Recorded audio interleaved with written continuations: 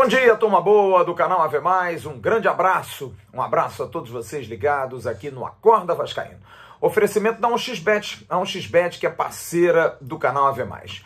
Você tem aqui no primeiro comentário um link, você faz o seu cadastro e faz a sua aposta. E aí você usa a palavra AV+, para dobrar a sua aposta. Se você colocar 50, vira 100, se colocar 60, 120, e aí você faz a gordura e gasta para poder apostar certo. Tem campeonatos aí de Série A, de Série B, de Série C, campeonatos pelo mundo, tem muita coisa acontecendo e a 1xBet é uma empresa que paga rápido, paga bem e é uma empresa muito séria, mas muito séria mesmo. Olha, eu quando me preparo para vir aqui falar com vocês, porque o Acorda Vascaíno já teve muitas roupagens, né? De notícias, de informações, de coisas rápidas, e de um tempo para cá, eu uso esse espaço para acordar com um tema legal, para a gente poder conversar, para dar a minha opinião. Mas é muito pesado, tem sido muito pesado, porque eu tenho sido, às vezes, muito atacado, e eu não sei porquê, as pessoas têm uma inveja, têm uma bronca. Gente, eu faço o meu trabalho, eu apenas dou a minha opinião, eu apenas apuro as notícias, eu apenas não sou estúpido nas entrevistas, enfim, mas eu acho que tudo isso vai acabar, em breve vai acabar, a gente vai ter um pouquinho de paz dessas pessoas que só querem o mal, só querem a briga, só querem o conflito, e eu realmente não estou muito afim. E eu me preparo para vir aqui para conversar sobre temas que sejam relevantes. E normalmente eu me baseio muito no AV News, lá no canal Atenção Vascaínos, do dia anterior. E ontem eu tive a oportunidade de dar algumas informações, falei muito sobre o comportamento do torcedor em função daquilo que o Nenê falou, que a gente entendia o que ele falava, mas de alguma maneira não foi uma coisa assim tão compreensível, né?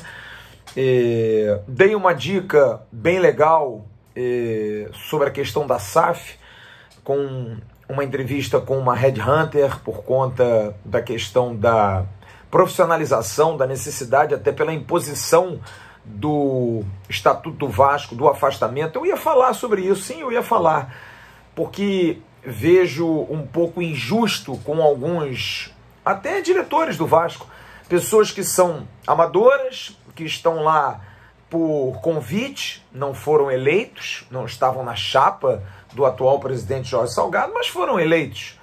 E que, exatamente por conta da incompetência de muitos, acabam pagando. Eu dou um exemplo do Pedro Seixas, que é um cara que eu particularmente admiro muito, porque é o cara que conseguiu tocar todo o projeto do CT, abraçou uma causa e em um ano conseguiu entregar o CT pronto, pelo menos a parte que foi a ele determinada.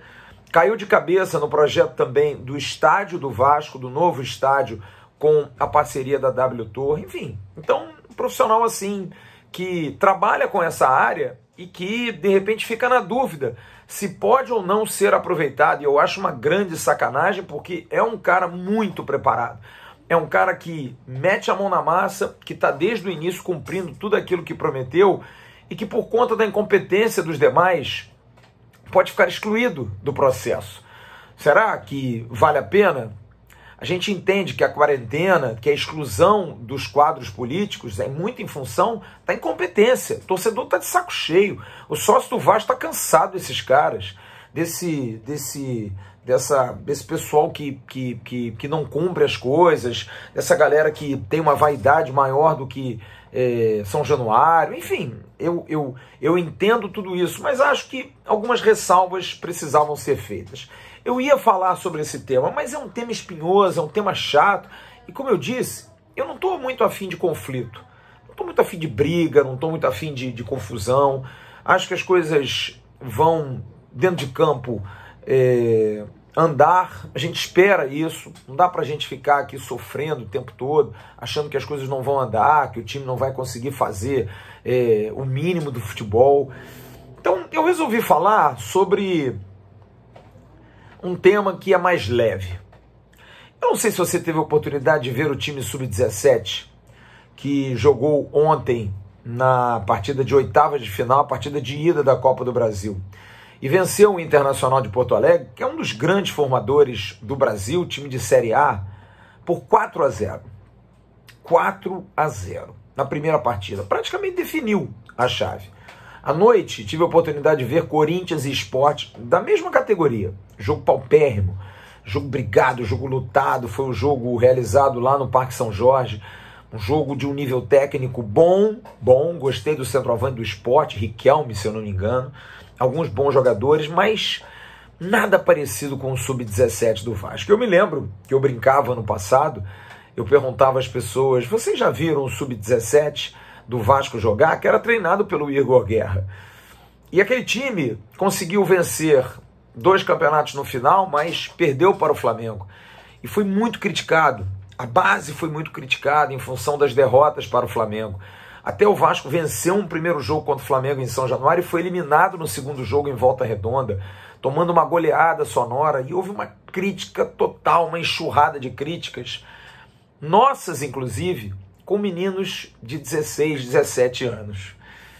E aí a gente vê o jogo como o de ontem, a maneira como esse time, que é treinado pelo Alexandre Gomes, que é um outro treinador, o Igor Guerra está no Sub-20, e a gente vê como é bonito o futebol bem jogado, né? Como um treinador consegue dar ao time uma cara. É aquilo que a gente reclama do Zé Ricardo. Porque o Zé Ricardo, ele é um bom profissional. Ele sabe trabalhar. A gente sabe disso. Mas eu acho que conceitos e filosofias, elas estão evoluindo muito no futebol, de um futebol total. Eu dou um exemplo do lateral direito sub-17 do Vasco, o Paulinho. O Paulinho é melhor do que todos os laterais do profissional do Vasco. Sim, eu arrisco isso. Pode ser que ele não jogue nada nos próximos 2, 3 anos. Que eu seja uma boca de urubu. Mas eu não consigo ver esse menino jogando mal. Ele é um jogador moderno, estilo Daniel Alves, que joga na lateral, mas joga pela meia, joga em diagonal, entra. Fez um gol ontem, na pequena área, puxando um contra-ataque. O goleiro do Vasco faz o lançamento para ele num escanteio do Inter, o goleiro defende e já faz a reposição num lance que nitidamente a gente vê que é treino. Então é isso que a gente cobra do time profissional, treino. Se os meninos do Sub-17, o treinador do Sub-17, é claro, a gente não vai dizer aqui, bota ele para treinar o time profissional, não é isso. Mas é filosofia, é pensamento, é abraçar o futebol de uma maneira que seja agradável, uma coisa mais lúdica. É por isso que eu discordo muito dessa tese, não entra na minha cabeça, não, Série A é diferente da Série B, jogador de Série A é jogador de Série B. Não, gente. Jogador de futebol joga em qualquer lugar, ele se adapta. Então eu vejo o time que era treinado pelo Igor Guerra e que me motivou a dizer, você já viu o Sub-17 do Vasco jogar? E vejo agora o treinado pelo Alexandre Gomes e fala a mesma coisa. Porque ontem foi um espetáculo. Um time que fez mais de 40 gols em 8 jogos, gente. E que tomou 5 gols em 8 jogos. Esse time joga futebol. Futebol moderno, futebol pra cima, um futebol rápido, sabe? É um futebol que tem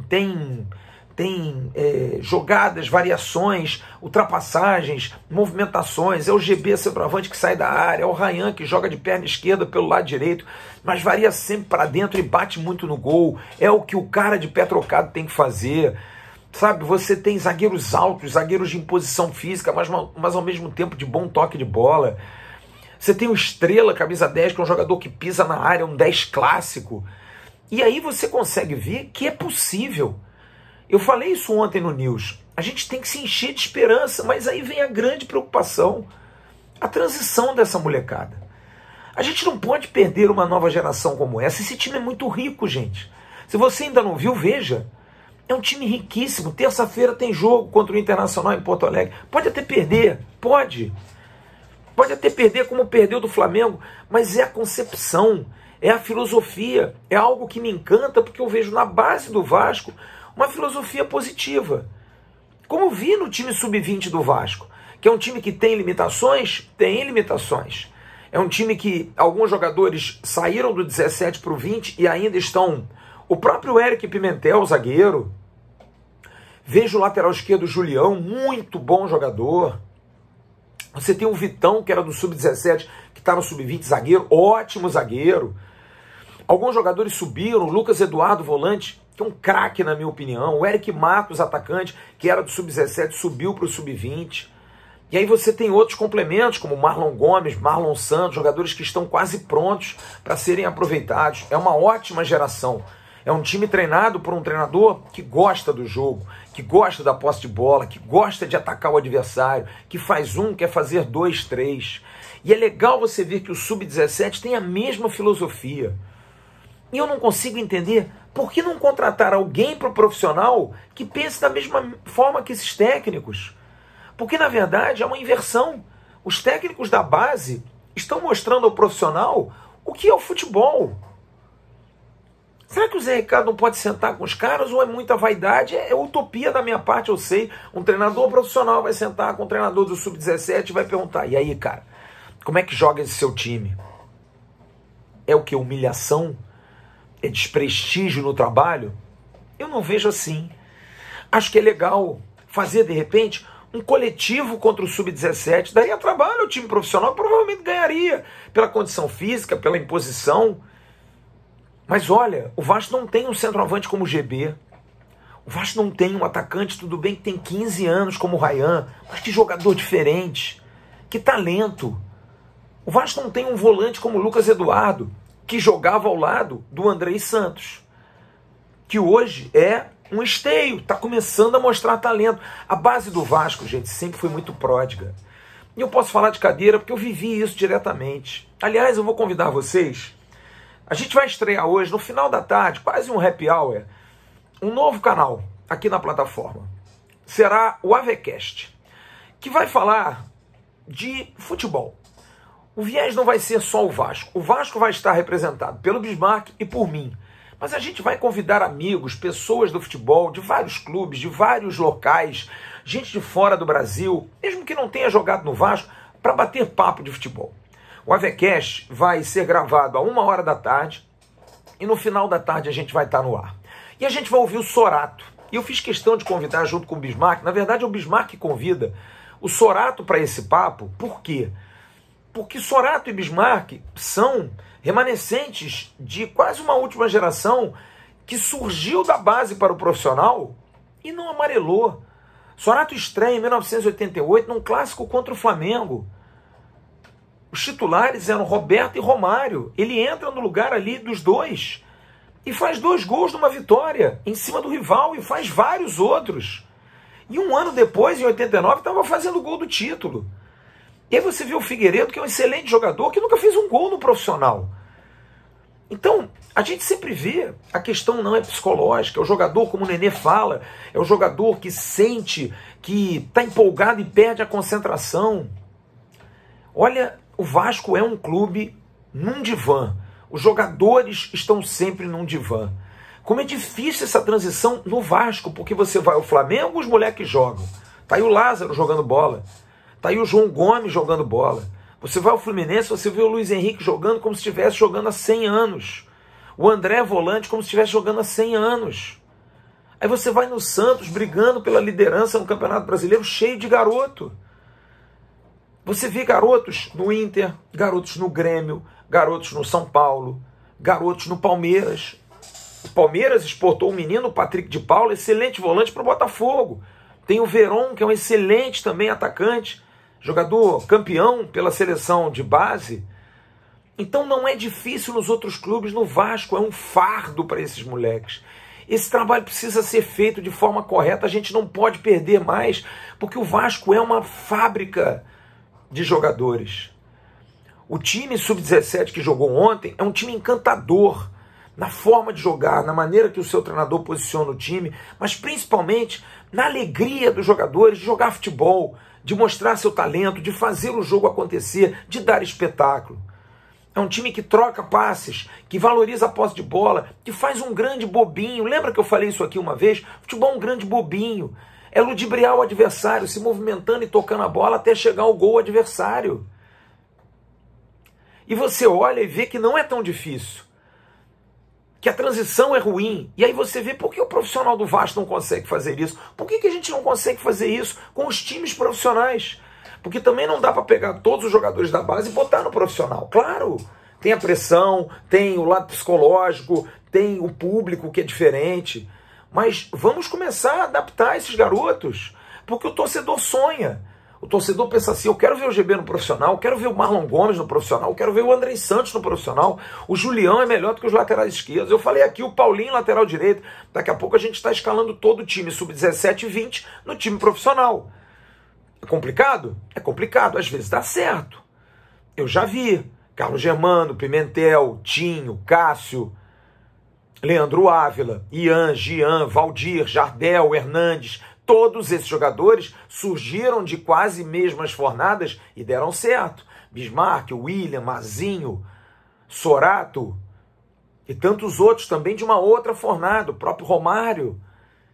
Por que as coisas mudaram tanto no Vasco? Por que para esses meninos tem sido tão difícil? Criemos uma casca para eles, para a gente poder aproveitar esses garotos, para a gente poder usufruir desses moleques. Porque, olha, é um sonho, cara. É um sonho ver aquele time jogando ontem, como eu vi o do ano passado, e pensar, tá tão pertinho da gente, tá tão do lado da gente, cara. Mais 1, 2 anos esses moleques estão no profissional, preservem, melhorem essa transição. De repente, façam um time com 4, 5 jogadores grandes, que vão dar o respaldo, e enxerta com essa gurizada. Enxerta. Acácio, Luiz Carlos Vinck, Marco Aurélio Quinones e Mazinho. Mazinho. Zé do Carmo, Boiadeiro, Bismarck e William. 2, mais o Mazinho, 3. Sorato e Bebeto, 4. São 4 jogadores, absolutamente 4 jogadores, que saíram da base e foram campeões brasileiros em 1988, 89. Em 88, no ano anterior, esses meninos estavam crescendo ainda. Você vê um time como aquele do Vasco, campeão brasileiro, com o Felipe, com o Pedrinho, Edmundo, que saíra da base, tudo bem, já tinha rodado. Jovens, meia confecção, garotos como Juninho, como Ramon. Por isso que acredito que contratar, por exemplo, o Palácios, garoto, pode dar certo. Eu acho que é uma aposta legal, mas tem que ter uns cascudos, tem que ter um Evair, tem que ter um Mauro Galvão, tem que ter gente assim. Eu acho que esse é que é o problema do Vasco. Mas gente vencedora. Esses caras precisam vencer. Como foram Alexandro, como foram Diego Souza, que enxertados por um Alain, por um Rômulo, por um Dedé que era novo, por um Fagner que era menino, fizeram um time super vencedor do Vasco. Eu acho que tudo isso, absolutamente tudo isso, precisa ser repensado no clube. O Vasco não pode perder essa nova geração, esses talentos, esses monstros, cara. Esses jogadores que estão surgindo que nos enchem de esperança. Parabéns a todos, ao Lete, ao Paulinho, ao GB, ao Rayan, ao André, ao Estrela, a todos, cara. Vocês foquem, façam o futebol de vocês, tentem ganhar do Inter, tentem ser campeões a cada dia mais, mas sabendo que o mais importante é que vocês formem uma personalidade para ajudar o Vasco lá na frente. Ser campeão na base é muito bom, é muito legal, porque nutre um sentimento sempre de vitória. Mas não é o fundamental. A base forma para o profissional. A base não forma para ser campeão na base. O que adianta ser super campeão na base e fracassar lá em cima?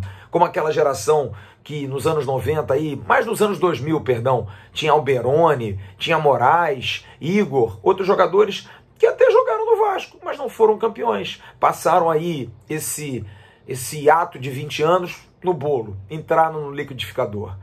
Então eu só peço isso, que quem vier da SAF, a SAF sendo aprovada, que tenha muito cuidado nessa transição. O Vasco tem muitas joias, vocês vão ganhar muito dinheiro.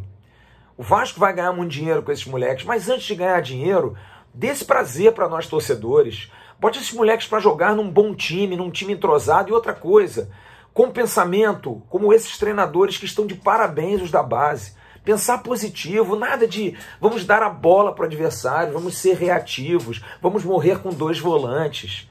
Não, é o Vasco, que os moleques da base, os treinadores da base estão dando exemplo de como é bom ser Vasco, jogando um futebol como o Vasco nos ensinou. Daqui a pouco tem um Bom Dia Gigante com Emerson Rocha. Logo mais, 9h30, eu estarei no canal Atenção Vascaínos com o Avenews ao vivo. Só pedindo paz, tranquilidade. Eu só faço meu trabalho, gente. Mais do que isso, não consigo. Fiquem com Deus. Uma ótima sexta-feira. E curtam, hein? O AveCast. A gente vai divulgar nas redes sociais aí o bate-papo que a gente vai colocar no ar. Nesse canal que você pode se inscrever também, no canal AveCast, no papo de Sorato e Bismarck, dois grandes amigos. Eu vou estar presente também e outras pessoas, uma coisa bem descontraída. Tchau, turma.